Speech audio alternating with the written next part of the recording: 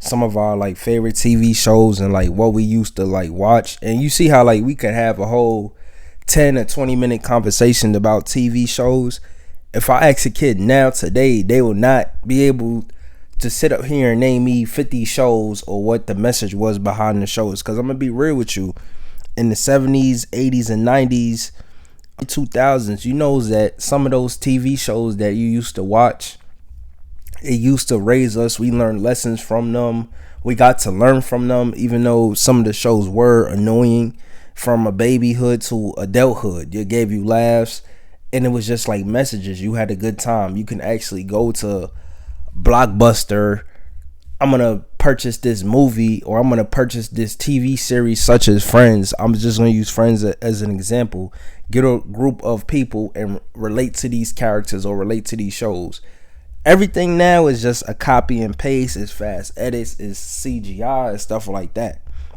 Whereas in the 70s and 80s, you had shows like Good Times, The Jeffersons, Mr. Rogers, like even shows like Sesame Street, The Cosby Show, Reading Rainbow. Like they talked about real stuff on those shows, like poverty, racism, emotions, death, which a lot of shows today, they don't really put that out there to kids. They do now, but it's in a copy and paste format. They will put it on after, you know, an adult would say, this should be for this generation. This generation, they're not pushing a moral for that. It's mostly a technology-based thing. And what I mean by that is that everything now is just, hey, we're going to do this with a tablet. Like you see a lot of shows, I would just say it about the 2010s. Like if you look at some shows in the 2010s, putting out cell phones, and the show Good Times, right, you had this poor black family just trying to make a way. It was no cell phones at the time. And yeah, technology, it is a good thing today, but it was originality. You know, when these phones came out, it's just repetitive. It's like now everybody can be a star, everybody can be famous. It's off the dumbest thing. And you know, I'm really, before we get back into the TV shows, I am gonna credit, we know somebody in the music industry who really started this whole internet sensation wave of how to go viral. When YouTube came out, 06, 07, and it was that viral dance at the time, the Crank That Dance, I am gonna say it, you got to give that man his flowers, because at least that time it was originality. Kids, they were going viral. He showed the meaning of how to go viral, how to do your own thing, and how to trick the media. Now, if we go and we look at some of these songs, it's like, it's no message. It's not even fun anymore. It's just nonsense, which is why I'll be an old head. I'm not into it at all. Like the songs today, I can't understand them. I can't get into it. And that's like jumping back into TV. Now, I do got a nephew, and like at times things have changed. I look at shows now, and it's just like, wow, these shows are really copycat. Like one of my nephew, he like Bluey and Cocomelon. Those shows is really just copies and pastes. Like I'm not saying that they don't teach, but it's like, wow, it's no magic. Whereas like when you had Mr. Rogers and stuff, like even though that show at the time with that Sesame Street, Barney, etc., like a lot of people saw it as annoying, but those shows actually sat up there and taught you something. When it comes to education in these shows today, no, it's not education. It's more of just being silly and go on the iPad and we're gonna do this lesson. When ABC Mouse, it's just when the internet just basically took over. Like the 90s, they came out with Arthur, and you had Bill Nye the Science Guy, and he was teaching you all this stuff. Like Bill Nye was, he's like basically was teaching about like real life things. You know, these TV, it doesn't relate to real life. It's nothing realistic. These kids don't even know how to love, which in some of these shows, that was the moral of loving, giving back, caring for other people. These kids today, they're ready to just fight their parents. Whereas in the shows like Fresh Prince of Bel-Air, some of those serious shows with serious topics, they taught you about respect, how to respect your elders. They're not showing that on TV today. It's about No, cause mayhem. Come get this new action figure. It comes with this and it comes with that. And if you do this to your parents, no one could ever bother you in the world. They're putting out that message of like, yeah, violence, we don't care. These kids don't care, so we don't care. These producers who's behind these shows, they don't care either. You know, even with Nick, like a lot of people would give a lot of flack to Dan Snyder. Like I understand Dan Snyder. He is definitely, I don't know him personally. He is, so for some people say he's weird. And what I mean by that is like he might have been weird, but when it came to Dan Snyder, he actually helped out my childhood as well. Like I used to like Keenan and Kel, all that.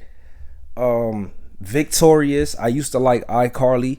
I'm not gonna sit up here and lie about it. Those shows, that was like the golden era of Nickelodeon. Yeah, you had SpongeBob, but I didn't get into SpongeBob until like when I got a little older, because that's not really even a kid's cartoon. And you know, they hit it in a way where it's like, we're gonna entertain you, you know, but we're gonna be more adultish. And I feel like Dan Snyder, he probably had a lot of leverage, and it made Nickelodeon go into a bad light, because now if you look at it, it's really a decline in television, and it's a decline in TV because we have all these streaming services. Disney, they're buying out everything. Disney feels like rebranding and rebooting everything is great. We're gonna go into Marvel, we're gonna take this and we're gonna do this with this character. And I feel bad too, because I forgot what time this was, 2020 or 2021. It was a reboot for a show, and I feel bad because I was just a part of the idea. I got an email. What could we do better to make this show better for this character? Right? Gave the idea, got some Embiid credits. Fine, cool, right? Got a little bit of stocks from the company or whatever. Sure, right? They have completely destroyed the character, the person who created it, the show. Not saying that the new generation is gonna love it, but CGI animation, that is what they are going to jump to. But not everybody likes that. You have to understand that people who care about nostalgia, they're gonna be most likely disappointed because it was their originality first, you know. So it's a slap in the face to somebody who built this show up, and it was kind of very disrespectful. They pulled in some new people from the market, new people who absolutely knew nothing about the product. Just said, here, we're gonna do this, and it's a cash grab. If you go to Walmart, fine, we're gonna get stocks from Walmart, Target, and these other places. So they don't care about the character at all. It's about money, which is a lot of these reboots, they fail because we're pushing the money. We don't really care what the message stood for, because they know that the generation doesn't care. So Hollywood doesn't care, but hey, we're gonna make money to a new generation where these kids, because in a way they feeling that the kids are dumbed down to not understand the message. It's the same way with basketball. Basketball would be totally different today to a kid. Hey, yeah, it's John Moran is the guy. No, he's better than Jordan.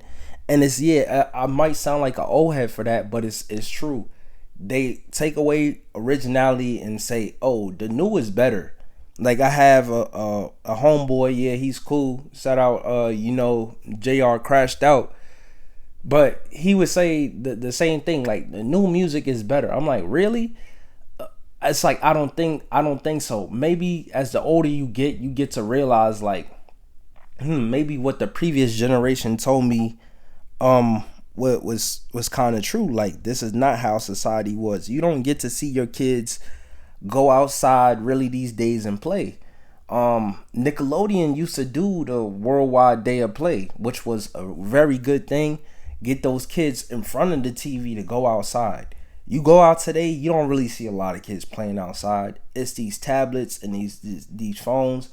Like I'm gonna use another thing, Coco Melon. These are the same songs that I heard at the daycare, because at the daycare when I was younger, I really didn't like to go because I was forced to watch shows like Sesame Street and Barney and Franklin and these other shows, right? But at the time, it's like those shows had messages of like, yeah, if you do this, never depend on tomorrow. Tomorrow could be too late. They would come with these inspirational messages. You don't get that because a lot of kids, they don't care about religion. They don't care about the Bible and stuff like that. In terms, I would say these characters were put out there in an inspirational light. But a lot of kids, they don't see that. It's just a cash grab. And it just really is ruining the new kids of today's generation. Yeah, they might know technology, but will they ever know what originality is? Will they know about how to exercise or doing things? Because when TikTok came in, I'm not a TikTok person, but that kind of ruined everything too. Everybody's dependent on TikTok. Do you see that if you take a kid's phone right now or their tablet, like they would go crazy. They might want to kill you over it. Bro, it's weird. Like we did not have that. Like that is really a big issue. You know, another thing too, attention spans. Like these kids now, you can't sit them in a room for 10 minutes without twiddling their thumbs. A big thing. Back then, the shows taught you how to interact, get up, dance, and still move, or be role models. Like Will Smith was a big role model. You had Big Bird, he was a role model. Mr. Rogers a role model. No, it's new people all the time, but it's an old saying. New things could come around all the time, but legends would never die, which is why Hollywood is so strong of, we're going to keep these old things because if we flip it to the new generation, they might like this stuff. And it's not the case, because what you're just doing is you're just making these people who were role models, you're making them memes out of cash grabs, because these kids, they will go run with rumors. I was listening to Steve Burns. That was the guy at the time. He was on Blue's Clues. He says a lot of kids, they would joke on him because by the time when technology came around, and people like Bob West also would just make jokes and they would ruin their life because they ran with rumors on the internet. If the internet really wasn't accessible how it is now, I felt like a lot of those shows would have continued. Even going back to Dan Snyder, right? Did these documentaries that come out now, did they ruin images? Yes, because we didn't know about these things. I'm glad that we do know about how to protect the children in the industry and what stuff used to happen. But it's like we did not have to know what, like, this could have been behind closed doors and dealt with as time went on. It's like now everybody knows, is like, hey, we can't support this company, and it's bad because now everything you do is just so exposed. And I hate to keep rambling, like WWE. I'll use an example. The reason why I'm not really into the newer WWE, because it is so. I don't want to say it to get anybody upset. It is so rehearsed that it's no magic in it anymore. And it's like, they're just looking at a script. They're just like, I'm here to get this paycheck. We on Netflix and I'm here to get out the door. When it came to characters, like a lot of people could talk about Dwayne "The Rock" Johnson all they want. The Rock was really that first superstar. And I know Hulk Hogan, he was into the movies. I have a whole video up about it, Jay, that we did. Hulk Hogan might have been in movies, but he was not as global or impactful as The Rock was. The Rock was original, had his own catchphrases. These wrestlers right now don't have any catchphrases. It's very repetitive. You took away the magic. I used to think that wrestling at a point in time, it was real. I didn't know there was writers behind the scenes at a point in time. But yeah, after you got about a little older, like, yeah, you knew it was scripted, but it's like you still would say, I'm going to be entertained and I'm going to watch this. And now it's just stars coming in because every 10 minutes is somebody new. But I don't know, man. It's just a lot of changes, and I'm not saying it's a lot of changes for the good, but it's no originality anymore.